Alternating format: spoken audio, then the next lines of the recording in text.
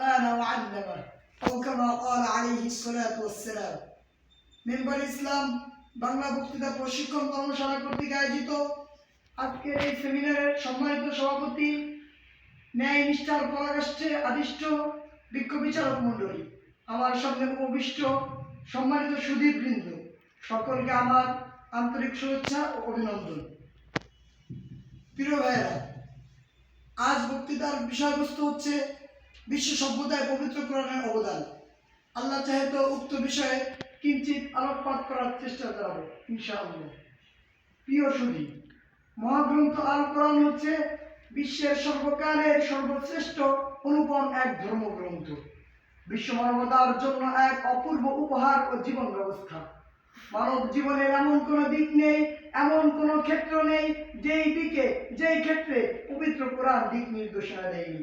দেশ পরিচালনায়, সভ্য সমাজ বিনির্মাণে, ব্যক্তিগত জীবনে, সামাজিক জীবনে, পারিবারিক জীবনে, রাজনৈতিক জীবনে, রাষ্ট্রীয় জীবনে, আন্তর্জাতিক জীবনে ও বিশ্ব সভ্যতায়, অর্থাৎ জীবন চলার প্রতিটি ধাপে ধাপে, প্রতিটি বাঁকে বাঁকে পবিত্র কোরআন যে সুবিন্যস্ত দিক নির্দেশনা দিয়েছে, অন্য কোনো ধর্মগ্রন্থ তা দিতে পারেনি, এবং আমি কসম করে বলতে পারি কিয়ামত পর্যন্ত পারবে না। ঠিক। প্রিয় উপস্থিতি, যখন এই পৃথিবীতে ছড়িয়ে পড়েছিল জুলুম, অত্যাচার, অবিচার, অন্যায়, অশ্লীলতা, বেহায়াপনা, নারী নির্যাতন ও দুর্গন্ধময় বিষাক্ত বাতাস, ঠিক তখনই আল্লাহ তাআলা হযরত মুহাম্মদ সাল্লাল্লাহু আলাইহি ওয়াসাল্লামকে প্রেরণ করে কোরআনী সভ্যতা প্রতিষ্ঠা করেন। আর এই কোরআনী সভ্যতায় সর্বপ্রথম বিশ্ব মানবতা, বিশ্ব শান্তি ও বিশ্ব ভ্রাতৃত্বের ঘোষণা দিয়েছিল।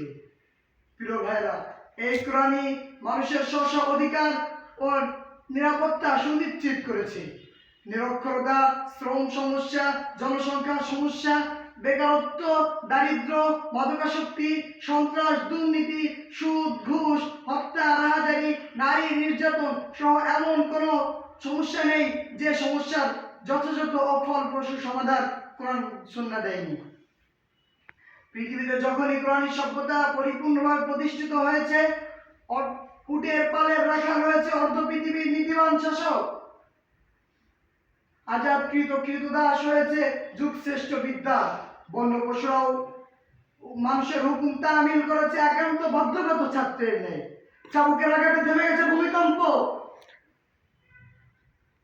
ঘোড়া চালিয়ে অতিক্রম করা গেছে প্রবাহমান নদী।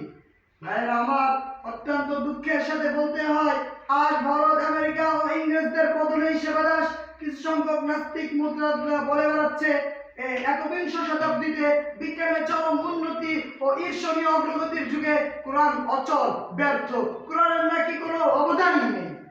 সুতরাং আমি ওইসব জ্ঞানপামী বুদ্ধিজীবীদের লক্ষ্য করে স্পষ্ট কথাই বলতে চাই, হে নাস্তিক মুরতাদরা, তোরা কি জানিস না আইয়ামে জাহেলিয়াত দূর করেছিল কোন সে সভ্যতা?